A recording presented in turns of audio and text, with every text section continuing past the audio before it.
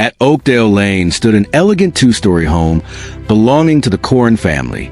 To the outside world, they were the picture of perfection. Successful, attractive, and happy, Dwayne Corrin was known for his warm smile and refined taste in wine.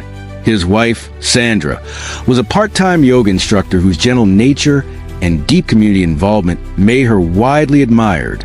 Their children, 8-year-old Lila and 5-year-old Theo, were bright, polite, and often praised by teachers and neighbors alike. As summer approached, the Corrin family believed they were entering the best chapter of their lives. Dwayne had recently secured a major promotion. Sandra was expanding her yoga classes, and the children were thriving both academically and socially. What they didn't know was that their world was already beginning to crack. It was a warm Tuesday afternoon in late May when Zara Jackman first stepped onto their porch. At 23, Zara radiated youthful energy. Her auburn hair was pulled neatly into a ponytail, and her emerald eyes sparkled with eagerness.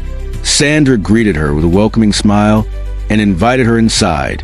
As the family gathered in the living room, Zara's attention briefly lingered on Dwayne, just long enough to notice, but not long enough to raise suspicion. On paper, Zara was perfect, a recent university graduate with a degree in child psychology, highly recommended by her agency. Her references describe her as responsible, creative, and deeply devoted to children. And when she interacted with Lila and Theo, it showed.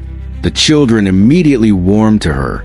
She suggested games, learning activities, and creative projects that impressed both parents. By the end of the interview, the decision was unanimous. Zara would begin the following week, caring for the children after school and throughout the summer. As she left the house that day, Zara felt more than excitement for the job. She felt something deeper, something dangerous. From the outside, the Corrin family seemed to have everything, but beneath the polished surface, tension quietly brewed. Dwayne's demanding career often kept him at work late into the night. Family dinners became rare. The pressure of his job began to show in mood swings and short tempers. Sandra, though outwardly calm, felt increasingly alone. She poured herself into yoga and volunteer work, finding fulfillment where her marriage no longer provided it. They still smiled for neighbors, still posted happy photos online, still played the role of the perfect family. But Zara saw through it all. Where others saw stability, she saw vulnerability, a marriage strained, a family ripe for intrusion. As weeks passed, Zara became indispensable. She bonded deeply with the children. She stayed late. She helped more than asked. And quietly, her fixation on Dwayne grew. She memorized his routines, his habits, the way he laughed with the children, the scent of his cologne. Her resentment towards Sandra grew just as fast. In Zara's distorted mind, Sandra didn't deserve him. Zara convinced herself she could be a better wife, a better mother. She began inserting herself into family decisions, offering advice no one asked for, lingering just a moment too long. Dwayne, flattered and exhausted, failed to notice the warning signs. Sandra did. One evening, Sandra returned home early and found Zara standing in the master bedroom, wearing one of her dresses. The moment hung in silence. Zara quickly apologized, claiming it was an accident, but the damage was done. When Sandra voiced her concerns, Dwayne dismissed them. That dismissal drove a wedge deep between them, exactly as Zara intended. The breaking point came during a summer getaway meant to celebrate the Corrin's upcoming 10th anniversary. Zara managed to ensure her presence on the trip. Tension boiled over. An argument erupted. Sandra cried. Dwayne walked away. That night, Zara found him alone by the lake. She listened. She sympathized. And in a moment of weakness, crossed a line. Dwayne immediately regretted it.